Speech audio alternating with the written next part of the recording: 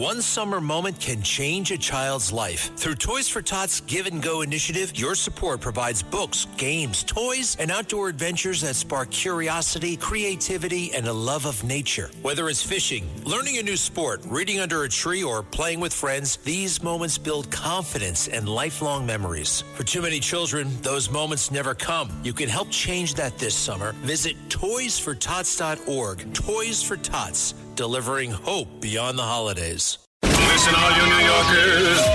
Excuse me. Taxi. Okay, man, we're looking around. This is the 77 WABC minicast. Sunday morning. With us today is Governor David Paterson. Well, one common sense Democrat. A lot of people listen to him or what's going on in our city, our state, our country, the world. Well, Governor Paterson, what are we talking about this morning? Well, I was reading about 2 or 3 weeks ago, John, about the other states and how the party in the majority, be it all a Republican Party or a Democratic Party, are really coming down on redistricting in a completely partisan way. And there's no real way that the opposition can stop them. And what it's really doing is dividing our country almost the way it was divided before the Civil War.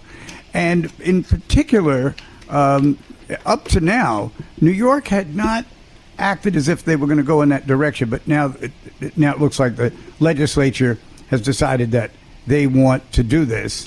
I don't think... what are they going to do? What they're going to do is draw their own maps.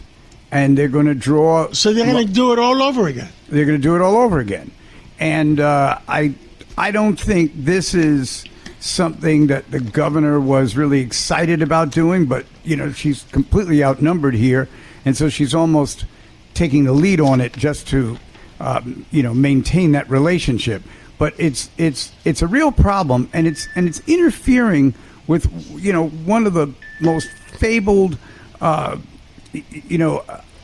ways in this country. We have moved ahead of other countries by really having a democratic process where people vote their conscience and not their party. Not to be outdone, the legislature has also passed legislation reducing the time between the hearings for individuals who are convicted of crimes. So you may have situations now where criminals will get a chance to have a hearing every year. And in the case of murder cases, as was pointed out to me by Judge Weinberg the other day, there will be families being dragged back into the process to look at the person who killed their family member. I mean, that is macabre. And I just don't understand how the members of the legislature could do that. I don't understand that. Now, I had Carolyn Maloney on last week, and she is pushing the Equal Rights Amendment for women, and she's also pushing the Women's Museum. And I said to her, like a common sense individual, me and you are, I believe in both. That women should have equal rights and the museum too.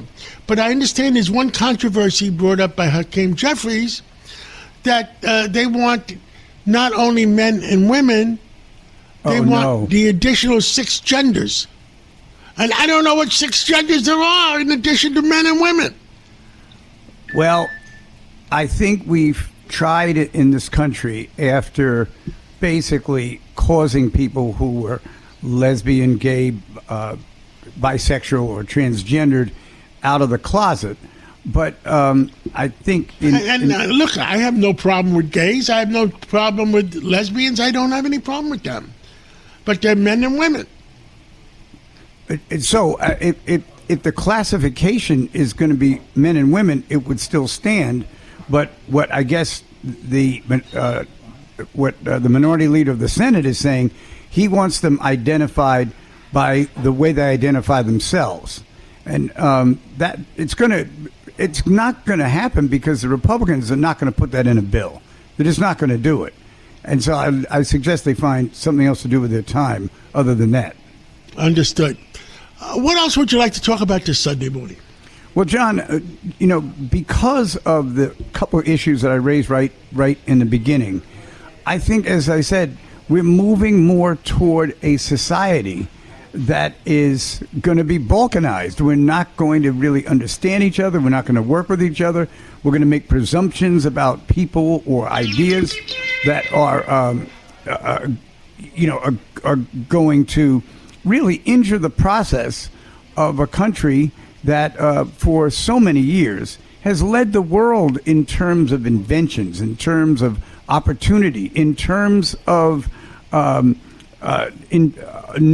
a way to run a government without people being abused by it. And if we're not lucky, if we're unlucky, and this continues for too much longer, we're going to be in a dire situation. I agree with you there, too. We need some more common sense. We need the days to come back where common sense Democrats, common sense independents, and common sense Republicans all sit down at the same table and do what's best for our city, our state, our country. Well, John, that's really what our hope is. And how to actually execute it, it's going to take some strong leadership, and it's going to take some people who are going to have to take some risks with their careers to try to make that happen.